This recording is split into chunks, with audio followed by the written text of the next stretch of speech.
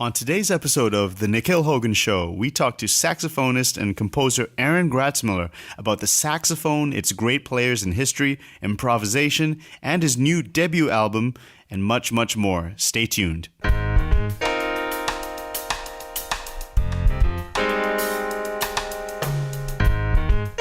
What is up, everybody? It's Nikhil, and we are back with The Nikhil Hogan Show. We have a very special guest today. Just a musician I've admired for a very long time. Aaron Gratzmiller is a saxophonist, a pianist, and a composer. He's a graduate of Berklee College of Music, majoring in saxophone performance. He's played with Kurt Elling, Antonio Hart, Robert Valera. His debut album, Over the Edge, with the Piercy Gratzmiller Quartet, is coming out soon. Aaron, welcome to the show.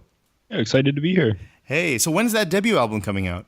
Yeah, we don't have a set release date yet, but it's coming out next month. We just finished mixing and mastering yesterday, so I'm excited. Oh man, I thought you'd been releasing albums before. Is this your a completely list? Tell me about the album. Is it just full original music?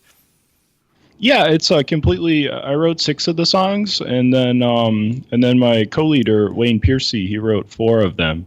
It's completely original music. Yeah, it's a quintet. So, who are the other people in the band? Yeah, we're kind of we have some people that are kind of in the New England, New York area. So Fabio Rojas on the drums. Oh, he's a great drummer. Greg Toro. Yeah. Oh, he's excellent. Yeah, I met him in college. It was great.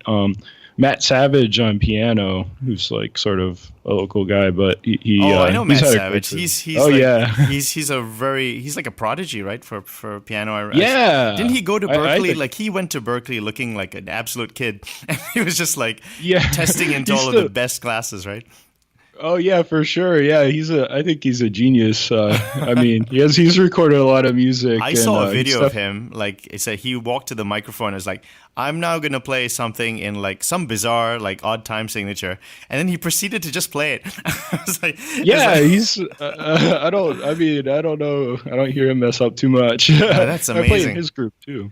This is a serious. I want the audience to know this is a serious band. I mean, Aaron, I've really admired, very much for a very long time.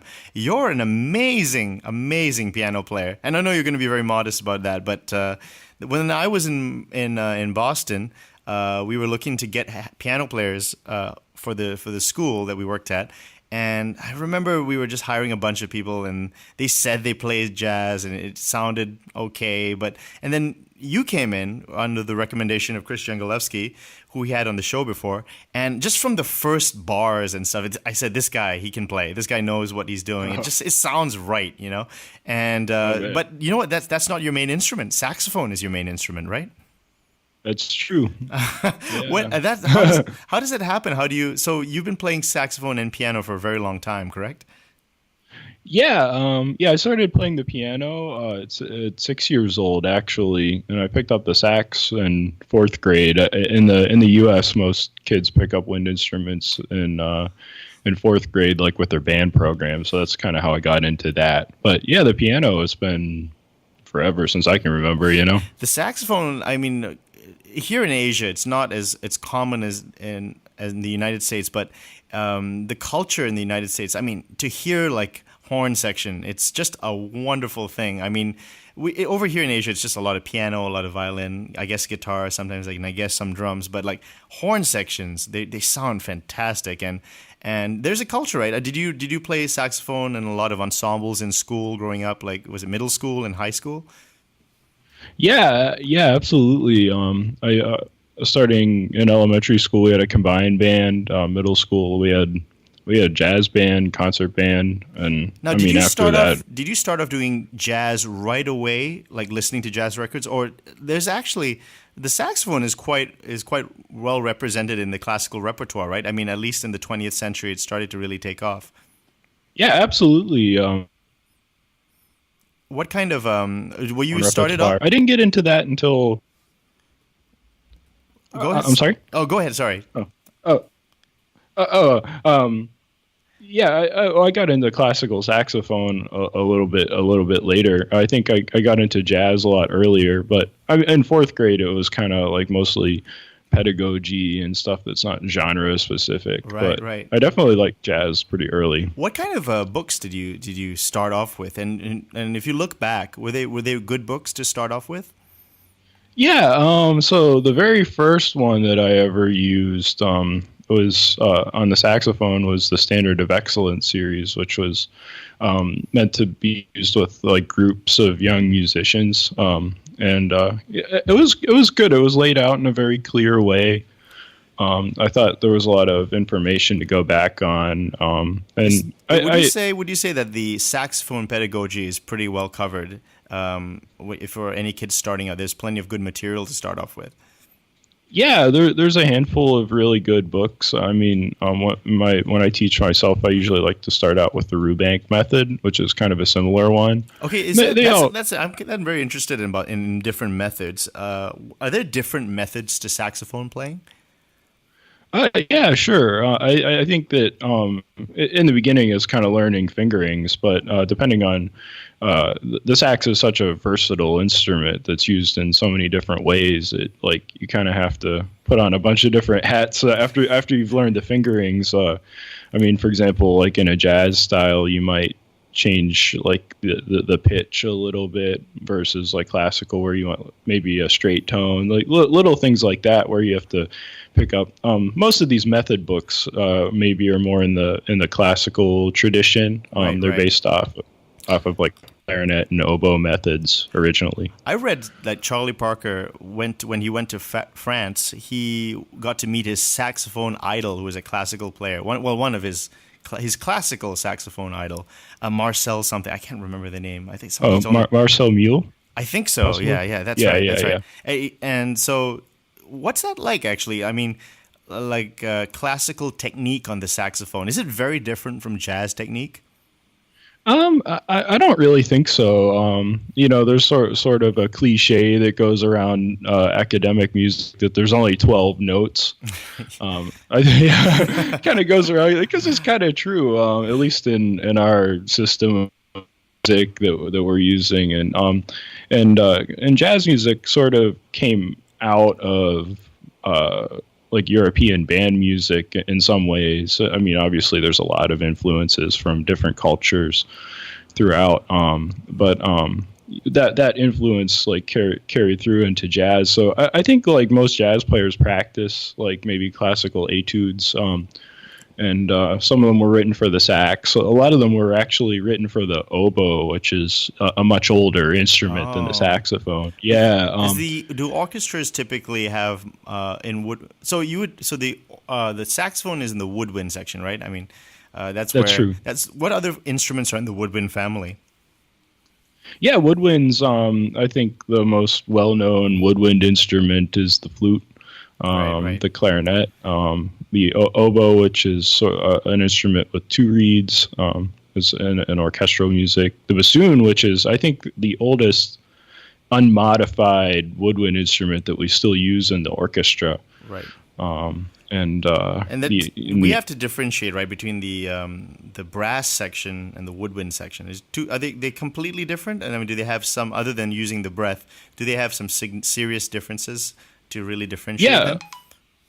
Yeah, of course. The brass instruments are typically, the sound is produced by buzzing the lips into a mouthpiece, and the instrument itself has very few moving parts. Like, for example, the trombone, you're just moving a slide. A trumpet, you're pushing down valves, and the musician has to kind of generate the different notes just with muscles in their mouth and in the airstream and whatnot.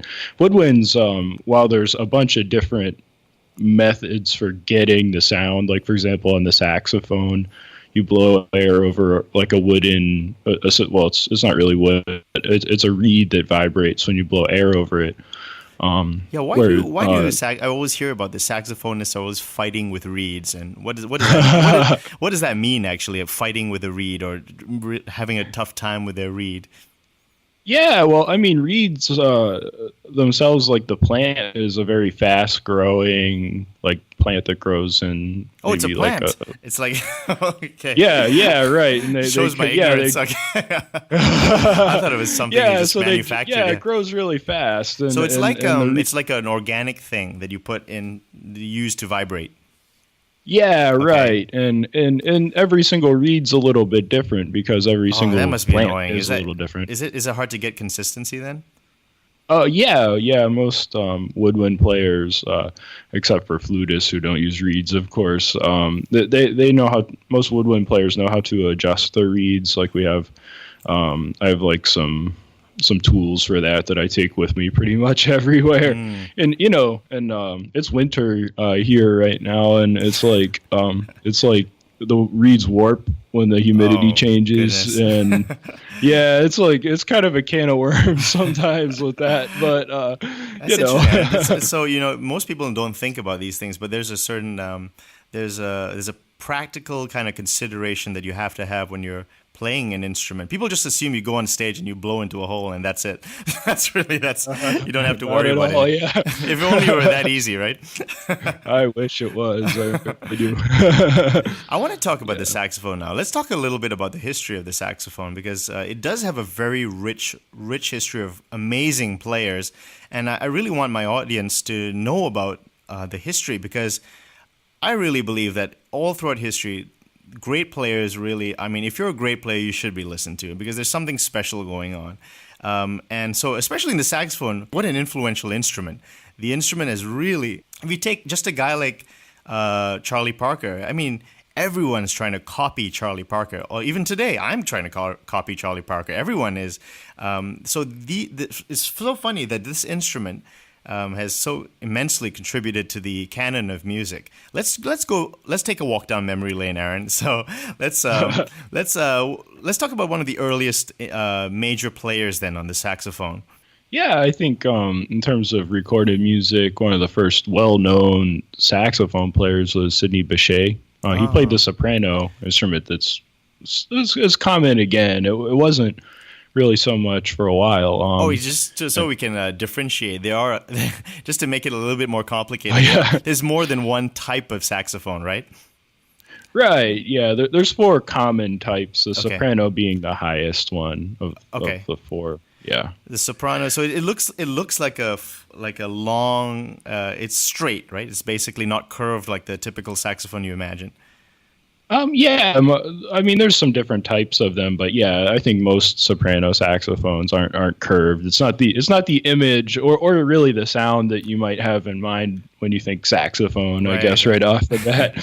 So why was Sidney Bechet great? Well, he had I guess he's most remembered for he had a very well known solo on the tune "Summertime." Okay, where he took, so "Summertime," Sidney Bechet. That's a really important recording. yeah, of course. What year was that actually? Oh man, I put you on the spot. Maybe I could wiki it, but it is if it's a famous one, I think most people could find it, right? Yeah, most people can find it. I think what was great about that recording? I think his first off, just taking an extended improvised solo. He took a couple choruses. He took an extended solo over Right. it, which was kind of novel at the time. Even later on through the 40s, you didn't see a whole lot of that. So yeah, people didn't really take long solos, right, back in the day. No, not really. I mean, there's a couple reasons for that. I think with limits in technology and recordings, Right, like longer solos didn't really get recorded because they Most wouldn't. singles were like 3 minutes or something. So it was a very short, Right, yeah, very short. had to fit on a side of vinyl, I kind of a like cylinder that. or Actually. something. Yeah, I like that in a way because it keeps everything it keeps the brevity, keeps it short, and people really pack in a lot of ideas. Do you think they were really conscious when they walked into the studio and like, okay, we only have 3 minutes, let's really plan this out and execute it really well? Yeah, absolutely. I think a lot of Charlie Parker solos that got recorded, you kind of see that. I know we didn't quite get to him yet, but well, he's a really big name. Let's save him for a little bit later. So so moving past Sidney Bechet, who else is a really important? Let's take the next step forward. Yeah, I guess there's like maybe a handful of swing era guys that I think are pretty important. So we have to also mention that jazz. It's not just one big fat genre called jazz. It's actually you can cut it up right into a few different eras, so to speak. Yeah, if you I could, was reading Aaron, in like 30 seconds, what are the brief eras in jazz? So early jazz. You think of Sidney Bechet, New Orleans jazz, like maybe like Louis Armstrong, the swing era, 40s. Like if I name like Cy Oliver, Glenn Miller, some Duke Ellington, bebop, which we'll get into shortly, which is small group jazz. I love that era. That's my favorite era. And then after bebop. Yeah, I guess hard bop, which is sort of an extension of bebop, cool jazz, and modal jazz, which is more of a theory thing. But and then you're getting into contemporary stuff, avant-garde, free jazz, right. Soul jazz, plus some other musical tradition.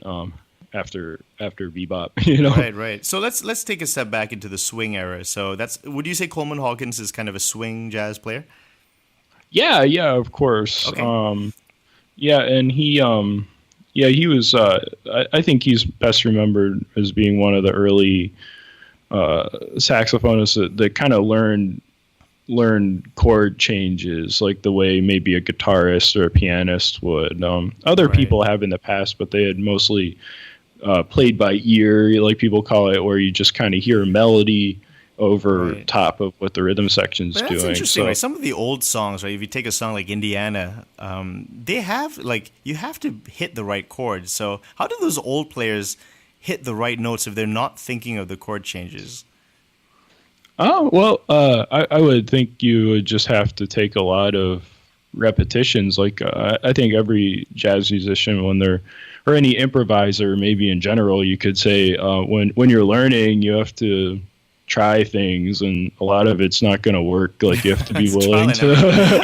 yeah, and I'm sure for them, like the better known ones, they probably had developed very good ears in that. I mean, like they could get the ability to hear like notes that were going to work over different chord changes. And chord changes were maybe a little bit simpler than they are in like contemporary jazz. So that if you take a song like if we just took Indiana, right? So it goes from the one chord and it goes straight to 6/7, right? The dominant on 6, right? The second chord, the second chord immediately. If you stay in the key, you're going to be out, right? So like if you that's so true. They have to know, right? In some ways. And if you think about it, Back Home in Indiana, that's an old song, right? That's not exactly like Giant Steps or like it's not like a Moment's Notice, that kind of song, right? So to be fair, like in the sense, would you say the older players were they kind of instinctively found those right notes after a lot of like feeling it out, and they were very riff based, right? They used to play a lot of riffs in a sense in the big bands and everything. Yeah. There's definitely some vocabulary that's important. It was typically very simple. Like the swing era, that was pop music at the time. It's funny, yeah. That was popular music, where the young kids would go out and like. I wonder what makes me wonder what like the older generation at that time was listening to. They must have been listening to like operas and arias, that kind of thing, or like musical theater. Yeah. There was a stigma even amongst classical players and older non-musicians, even, that jazz was evil, or like you hear it described a lot historically as the devil's music. It's very interesting. I remember that. But a lot of these classical composers were trying to make some money writing popular songs, which is so interesting. I think Heifetz, who was a famous violin player, he was selling pop songs on the side too. I think he had a pen name. he wasn't high vets. Okay, so Coleman Hawkins really thinking about the chord changes. And if you take a song, talk a little bit about that famous recording he did, Body and Soul. Does that have a lot of chord changes in it? Yeah, I think that's one of along with Sidney Bechet's Summertime, that's one of the first solos, like if you do like a college woodwind course, or you study like jazz improvisation in college, you definitely go over Coleman Hawkins' Body and Soul. Right. That's a really important solo, right, for anybody really to look at. Yeah, I agree. He kind of got away from those riffs a little bit, and he used a lot of arpeggiated chords. He was one of the first. That was one of the first recorded solos where you could hear altered chords. Like he would change the chords in a way that also worked. Well, give an example. You're saying he put like a substitution. He played a different chord over the chord that was going underneath. Is that what you're saying? Yeah, exactly. So give an example of that. Like what we can get technical in here. This is a different kind of show. Awesome. Yeah. What stands out to me, probably the more common one, is called a sub 5, like where you take the fifth, the 5 chord, it's the fifth, starting on the 5th note of the scale. Yep. You substitute it with a chord down a half step from the 2 chords. Is that the tritone? The tritone substitution, right, that's the other well-known name for it, because it's a tritone away from the 5 chord. I see. Okay. So he was doing that. He was doing that throughout the song, or in isolated parts. Yeah, in isolated parts. I mean, it's a sound that it's a really powerful sound. Right. You can kind of hear it a bit in like similar sounds like in romantic music too, where like you don't hear composers like overuse that because it's such a distinctive sound. That's a very interesting thing. So really what's happening, and this is I would love. It's hard to really explain. People have to really hear it. It's quite a revolutionary kind of thing to do in jazz, right? Yeah, I think so, because you really have to understand like the function of the 5 chord harmonically, like what it's accomplishing, and then you decide in the moment when you're improvising to strengthen that sound by playing something that isn't part of the key that you're in. Basically, it's kind of That's really interesting. So that's Coleman Hawkins, and he's probably in the swing period. Let's move a little bit forward. What do you think of Dexter Gordon?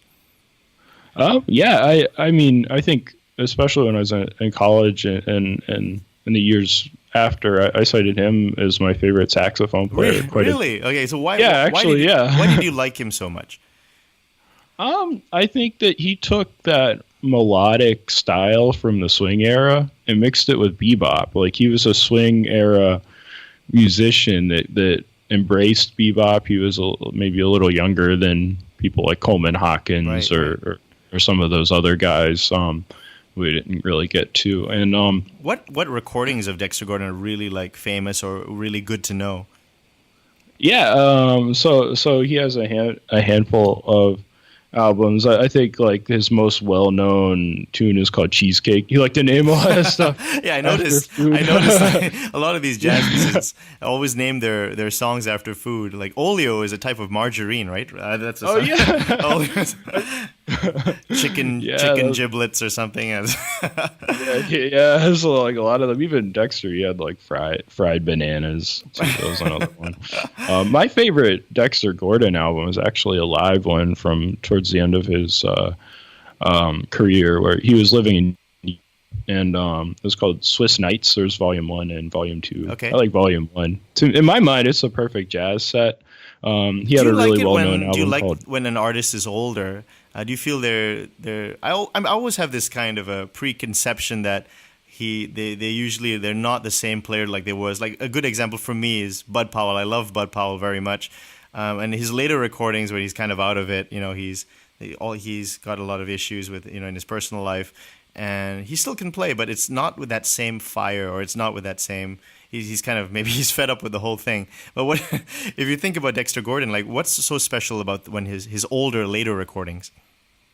I think he kept himself in good like shape on his saxophone. Like it was obvious that he was still playing a lot. His sound, if anything, got a lot bigger, maybe even brighter. He was playing on a more modern saxophone at that point than the one he had when he was younger. And did I think saxophones change at that and in that period, or did they go through an evolution?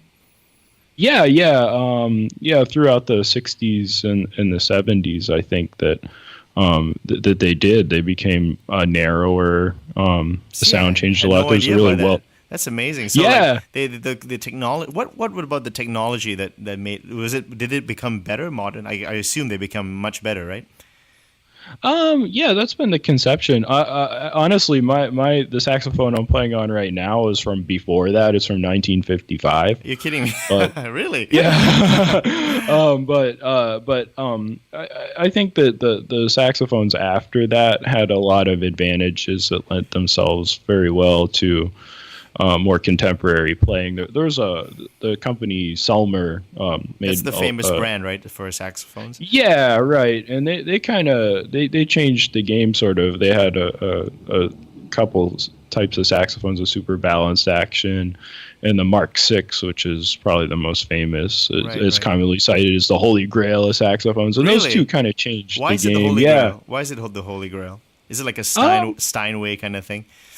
Yeah, well, they have their sound. I mean, if you listen to a professional saxophone player, there's a significant chance they're playing on a Mark VI. So they're older horns. I think at the time, maybe one of the biggest innovations was they moved some of the low notes to the other side of the saxophone, like physically, and used springs to make the keys easier to push down. Like before that, it was kind of hard to get the keys down. Is that like an action thing, like on the guitar and the piano? Like it changes the feel of pushing down those the buttons. Is it the buttons? Is that what you say? Yeah, like the keys we usually call them, but yeah, similar idea. Oh my goodness! Yeah. There's a bunch of keys. All the keys, low right, notes. right. Yeah, all the low notes on the saxophone. What's the lowest note? What's the lowest note on the saxophone? It depends on the type of saxophone. Like, so let's say I think that's right. I mean, like we transpose, like we're transposing instruments, which means like even though all the four common types of saxophones are all in different keys. Yeah. There's a reason for that. It's so that for ease of reading, right, in an orchestra. Yeah, so that you're reading on the staff, you're not reading like above or Ledger below lines, it really far. Yeah, right. When you run out of staff, you have to draw extra lines, you know. So it kind of to jump back to Dexter Gordon, was he a fast player like Charlie Parker? Was he like a Coleman Hawkins playing the changes? I want to get an idea of like Dexter Gordon's. If you could summarize Dexter Gordon in a sentence, how would you summarize him? Powerful. Yeah, his tone is what he's best known for. Okay, so it's like a powerful, rich tone. Very, very huge sound. It sounded like Is it because he's a huge guy, right? Dexter is a very tall guy. Yeah. What's his nickname? Long, tall Dexter. That's interesting. Yeah. And he's older, right? Isn't he older than Charlie Parker, I think? Or is he like around the same age? I believe he was older, yeah. So he was a generation. Then I guess he was slightly before Charlie Parker. So I guess we have to get to Charlie Parker then, the big one, the famous one. He was like a meteor, right? Talk a little bit about him. Yeah, he's one of the founders of bebop, I guess, if you want to call him a founder. He's one of the first people to play like that, for sure. And what does like that mean? So bebop. If you could categorize bebop, how would you describe it? The characteristics of it. The most obvious thing is the tempos were fast. We're talking how fast? Beats per minute. How fast? Charlie Parker sometimes up almost near 400 beats per minute, like insanely fast. When he's doing when he's doing some of those rhythm changes, right? He like Anthropology. My goodness, I've heard some recordings of him at the Summit or the finale one. I think it was the Summit, and it's diabolical. They didn't speed them up, right? Those recordings, were they that fast? Yeah, My these goodness. were very virtuosic musicians, and they practiced pedagogy. They, like Charlie Parker was really big into etudes and sort of practiced for a while, at least more like almost like a classical musician, then applied that technique to jazz. And that's one of the other characteristics of bebop, virtuosity, like longer phrases, Right. and notes that aren't part of the key. Okay, Like, what does that yeah. mean? So, like, is that more than the tritone substitution? Yeah. The tritone substitution became very common, but there's also different elements that they use. Like the chromatic scale is all 12 pitches in this musical system, Okay. and he would use pretty much all of them on a lot of chords. It's kind of interesting. What we learned from bebop was that one of the most common types of chords in jazz and music in general is the dominant chord. Right. And it's like naturally it's the 5 chord and a major scale, but Right. you can play pretty much any note of the chromatic scale over it. I mean, there's only one that really doesn't work if you hold it. The other 11 notes, they work. So if you use them the right way, that is. And Do they land on chord tones when they're? I've noticed one thing about Charlie Parker. Rhythmically, he seems to be very free. It's not like It seems like he takes off at random beats of the bar and lands in random beats of the bar, but the phrase makes sense. yeah, it does. He was. I think what stands out to me about Charlie Parker's playing was that his control over his phrasing, whereas mostly when with other jazz musicians, like really just in general, you hear 2 measure phrases, musical sentences. If you want to think of it that way, 4 measures, 8 measures, it's all very like binary, like multiples of 2. Charlie Parker, he would take like a 1 measure phrase and then like a 7 measure phrase or 3 or whatever. That's what I love. I love that rhythmic freedom he has. I think that's what makes him so special. Is I don't see. Do you think that came from his? I'm sure he must have taken some stuff from his etude books, right? When he practiced a lot of them. I could hear there was one line that he did. I can't remember. It was like from some classical, or it was a famous classical march or something. I can't remember what it was, but he kept quoting that all the time. I was thinking to myself, he knows a lot. He must have known a tremendous amount of music.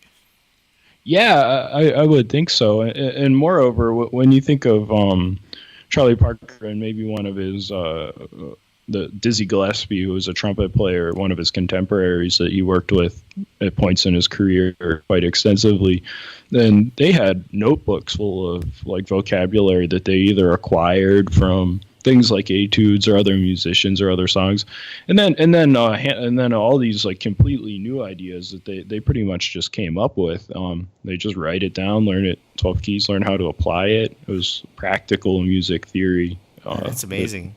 So that, like, for instance, ideas. That's a very interesting thing, because I was reading a story. I was reading a letter that Mozart wrote to his dad, and he was complaining about this student he was teaching, and that the student had no ideas, like no original ideas, or couldn't come up with ideas. And I think that's a theme, right? When it's not enough to just play a scale up and down, right? You got to take some patterns, right? You have to come up with something, right, with the scales, rhythmically or harmonically. Can you talk a little bit about generating ideas?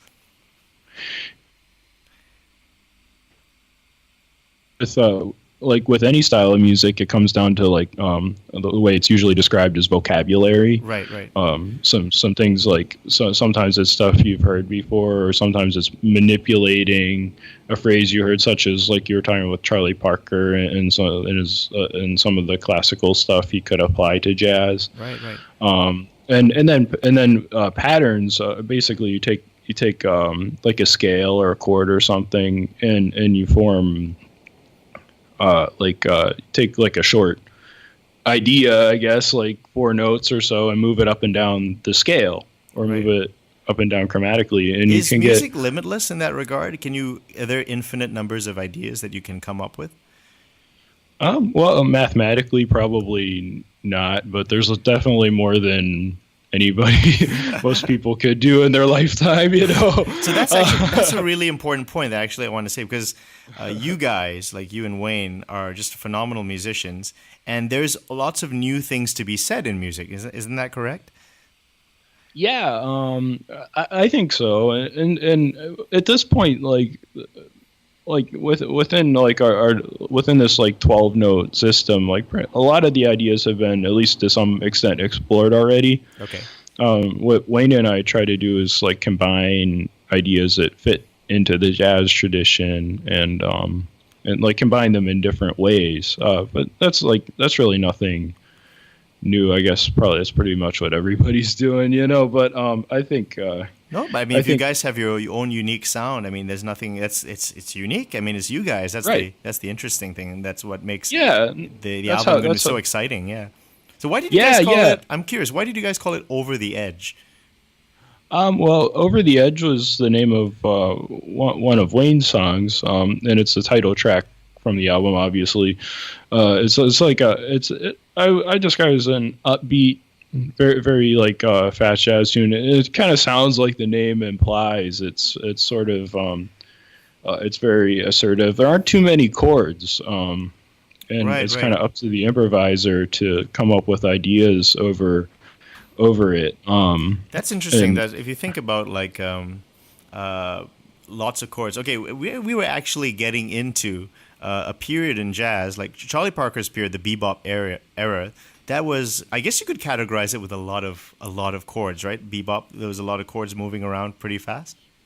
Right. Yeah, they were chord progressions from popular songs or swing era songs, or just like American songbook tunes. Think like Cole Porter or George Gershwin, and they would take those harmonies, and at least ones that they found inspiring. They tended to be harmonies that are harmonic progressions that had a lot of chords in them, right? Because that kind of fit the style. How is pop music so? It really tells me that if you give the listening audience a chance, they could dig it. You know what I mean? I mean, like, if that was popular music back in the day, there's no reason. I mean, the human brain really hasn't changed that much.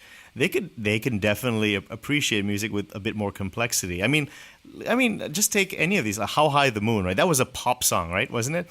That was like a yeah. And How High the Moon has some interesting chords going on. I mean, there's the minor section it modulates. Modulation, I think that's one thing that gets me nowadays, that I kind of get annoyed with common pop songs. We get a lot of these. I teach music pretty much quite often, and the songs that I transcribe nowadays have a lot of very similar chords. They move like a 1 to a 5 to a 6 to a 4.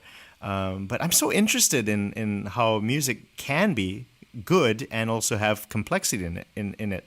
What do you think about that? What do you think about the capacity for the audience to really get interesting music? Yeah, I mean, to me at least, interesting music is anything with energy in it, not necessarily like fast or whatever, but even when you're playing slow, it has energy. I think there's a couple modulations and chord progressions that maybe get overused in pop music that's been going on for. Oh, you say those. Say what they are. Well, I guess 1-6-4-5 is a common one. Yeah. 1-5-6-4. I could come up with like a bunch of songs that use that one. Nowadays we have these minor key songs in the minor key, but it's just like a 1 minor going to a flat 6 to a flat 7 back to a 1 minor.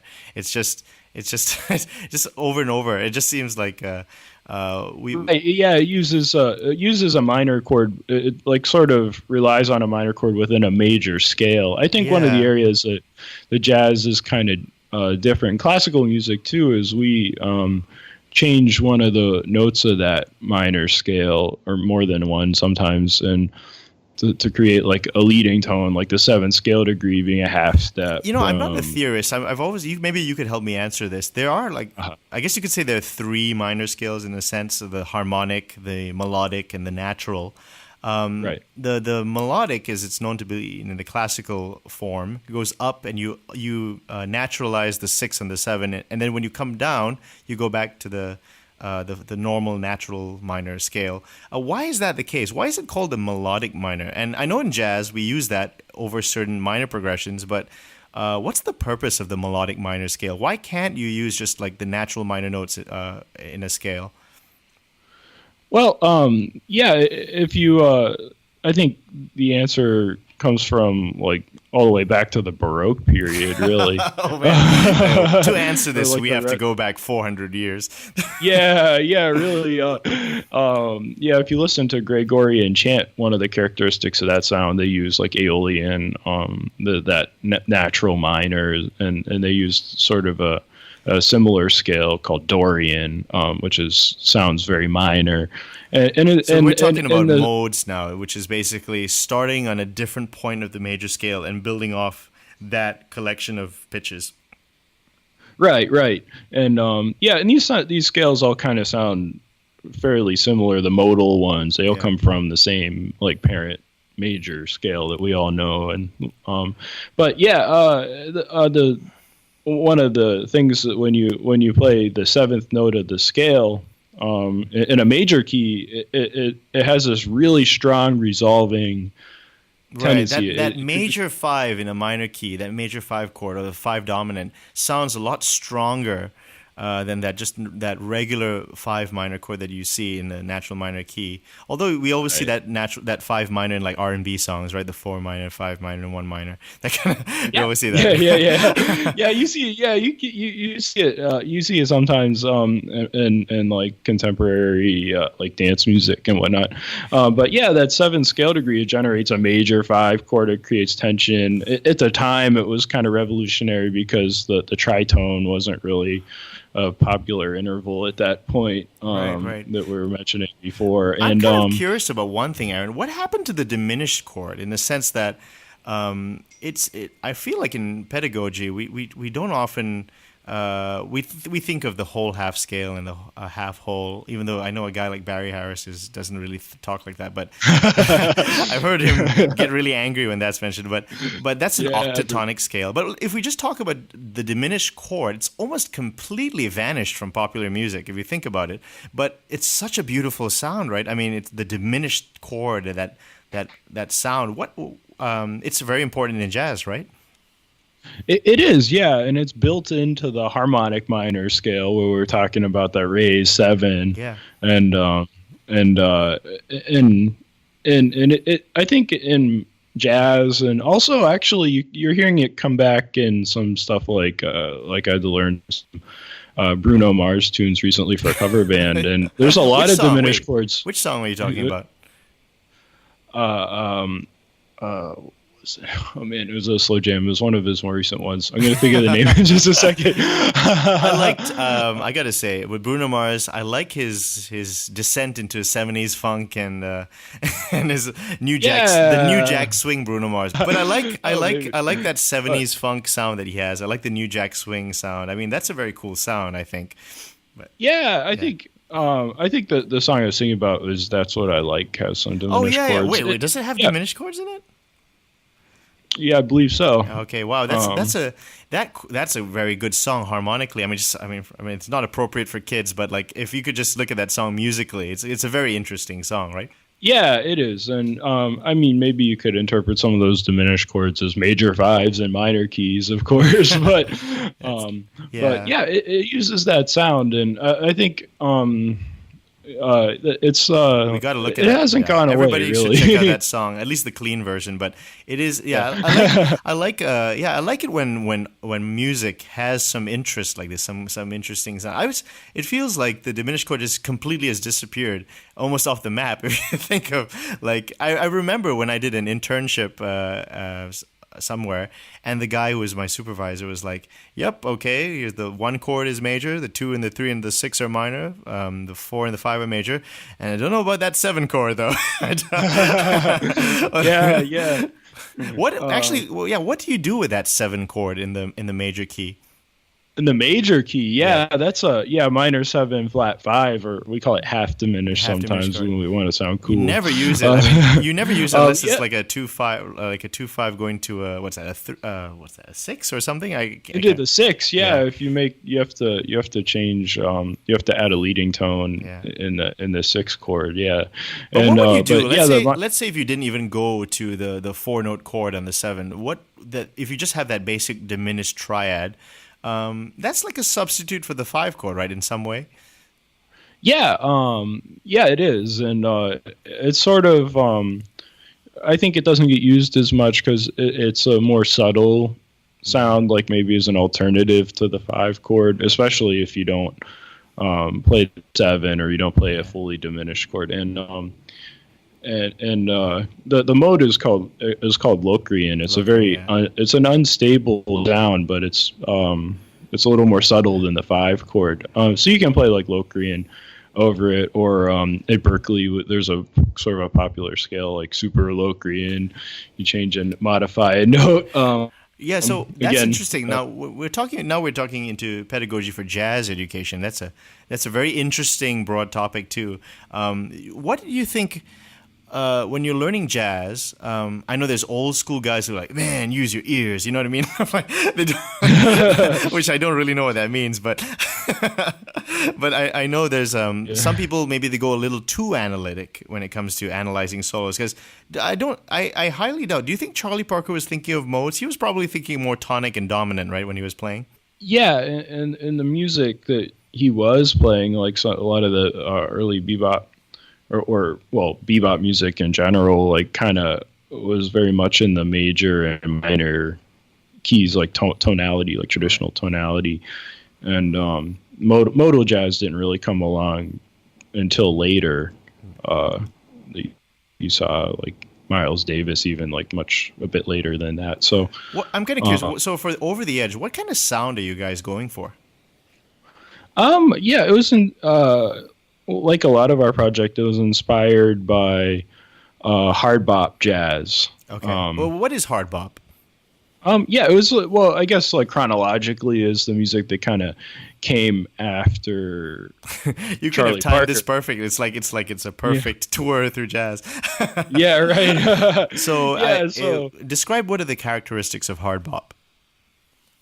It retains a lot of the chromaticism and fast tempos and kind of like standard chord progressions. If you think of some of the musicians, like Cannonball Adderley stands out, or Freddie Hubbard was a sort of inspiration to Wayne, the co-leader on my project, who wrote Over the Edge, and really? sort of really? Okay. That's yeah. So, like, who are Wayne's favorite players? I'll probably get him on the show, but is there a certain sound that he kind of really enjoys? I don't want to steal his thunder too much, but give us a little taste of. His favorite musician is Wynton Marsalis, who he's great from a jazz standpoint. He's also a great classical player, but from a jazz standpoint, I really like Wynton Marsalis. I think he's a good spokesman for jazz, and I think he's a great player too. Yeah, I agree. And his sound is like when he plays bebop was sort of very similar, especially in his early years, to Freddie Hubbard. And a specific album that we reference a lot with our project in terms of. Okay, I think like, jazz trumpet. I'm gonna grill Wayne when he comes on the history of jazz trumpet. But I want to say I don't have you for much longer. I need to dive into more saxophone if I can. So let's go. Let's go to like Sonny Rollins. Would you consider him bebop or hard bop, or kind of the both things? Hard bop. Although a lot of his music is more. Maybe experimental. He kind of had sort of an experimental streak. You could hear him play like one of the albums that kind of stands out, where he kind of maybe even gets away from bebop. It's sort of an interesting album to listen to, is Sunny Meets Hawk, where he plays with Coleman Hawkins, one of his idols, and it sounds like almost he's playing out a lot, like he's not really playing the chord change. When you get to playing out, what does that really mean, playing out? Playing out is when you at least temporarily deviate from the chord progression. I mean, I think when people do it well, they're able to get back in, so to speak. Right. So you still have control over it. And Sonny Rollins was definitely one of those people. He was very good at playing within the changes and then consciously deviated from them when he wanted sort of a different sound. The sound is kind of is a lot harsher than playing inside the chord changes. How does what is an improviser thinking out? Because that actually is opens up a huge. There's a whole universe that you could go out of the key into. So what are the kind of the standard out? I mean, it's funny you can say a standard ways of going out, but what are the standard ways of not playing in the key and then resolving? Yeah, well, one of Sonny Rollins' contemporaries, John Coltrane, kind of taught people how to do that in sort of an organized way. He would use cycles to get out of the key. If you listen to, I guess it's most obvious. Okay, what does that mean? What is it, cycles? He's on a bike? What does that mean? Yeah. What's that mean? Yeah, so that's where you take a chord progression that's like, let's say, for example, one of the most common ones is the circle of fourths, where you're going up consistently. So that's like from G to C to F to B flat, something like that? Right, yeah, and you're moving more chromatically than, you're not really moving within a key, you're just changing the chord, I guess. So like you are playing tonally, but how fast do you have to make these changes before you can get back in? How fast? So let's say, depends. Let's say you have like 8 bars of maybe there's a 2 bar, maybe it's a 2-5-1 in for 4 bars. So you have a 2 1 bar, a 5 1 bar, and then two final bars of the 1. So like what cycles? How would you cycle into out and then come back in? So you'd want to start in the key that you're in. So like if it's a 2-5-1 in the key of C, I guess for example, you start in D minor, D Dorian. Okay. And over the 5 chord, you start moving through different keys. Ones that work pretty well, like in fourths, maybe you might start on like E flat. If you're going in fourth, E flat, A flat, then D flat. So you're like kind of in a totally different key, but it sort of outlines the 5 chord a bit, and that's like kind of a common one. Okay. Wow. You could, and you can use these different cycles, and there's all kinds of different ones that you can use that to kind of go through some different scales before you end up back in the 1 chord. So it happens mostly over the 5 chord, especially in a long 2-5. Right. A 4 measure 2-5. Is that what happens? Like if you take a song like Caravan, which you're just sitting on a dominant chord, right? That's like ripe material to kind of go out, so to speak. Yeah, Caravan. Yeah, you're just sitting on it. You can play like we were talking about before, like a dominant chord. You can play pretty much any note and make it work the right way. Yeah, because like you can alter dominant chords in so many different ways. And Caravan, like in the sense when it was originally written, kind of even implies a flat 9. Right. Kind of harmonic minor starting on a different mode if you want to get really deep into it. Wow. But yeah, you can play all these different cycles over it and get some cool results that maybe you can get some stuff that maybe you don't hear so much of. The whole point is to use it in a way that's tasteful and that you can avoid sounding like everybody else, you know. Aaron, I can't believe the time's flown so fast. I can't believe it. Right? This is a deep discussion. And you know what happened? Yeah. We did pretty much, I would say, the first half of the 20th century, I think. We kind of almost did a little bit over the first half. And I think I got to get you back on to finish off. I mean, there's Michael Brecker. Then we get the modern guys, Chris Potter. We didn't even really get the Coltrane too much. We didn't even really touch Coltrane. Maybe that's good. That's a good starting point because in a way, Coltrane is kind of the modern jazz saxophone playing style, right? Sure, you could summarize the history of jazz saxophone with Charlie Ken Burns. We take that, Ken Burns. This is our version, yeah. That's real. Well, listen, Charlie Aaron, I had a fantastic time. If my audience probably is like, well, this guy knows a lot, I better check out his stuff. So where can my audience go to and find out more about Aaron Gratzmiller? Yeah, I have a website, www.aarongratzmiller.com. It's just my name, no spaces, no caps, and you can see a lot of stuff. We have a page for the quintet. What's the name of the quintet again? The Piercy Gratzmiller Jazz Quintet, Okay. or we call it PGJQ. That's pretty cool. That's pretty long, you know. Sounds like a radio station. Yeah, it actually kind of does. Yeah, that's pretty cool. So we have a lot of content that's we're wrapping up with. So you'll see a lot of things online. You can like us on Facebook. We have a Facebook page. We have a Twitter. That's awesome. So And the album is called Over the Edge. And Yep. do you want to talk really briefly about the Worcester Jazz Festival? Oh yeah. So yeah, we're planning. Well, as you mentioned, the Worcester Jazz Festival is what it's called. It's in Worcester, Massachusetts, Central Massachusetts, and this is the first year it's happening. It's kind of exciting because it's kind of far enough out of Boston that it's its own entity, and it's happening this September. So the thing is, you are organizing it, right? You're putting it together. Well, yeah, I'm one of a team of people that are Okay. organizing it. My role specifically, I'm putting together a program for high school jazz bands to That's compete wonderful. and get adjudicated, and that's what my role is. But it'll be on September, I believe the 15th, but I have to look that up real quick. Awesome. So I'm going to put all these links up. Aaron, listen, it's been fantastic. You have to come back. We're going to talk about modern jazz playing after the next time you come on. We'll start with Coltrane. There's so much more to talk about. I mean, one thing I want my audience to know is that Aaron really plays really nice jazz piano too, and we didn't even touch about like jazz piano, and I'm sure there's a lot.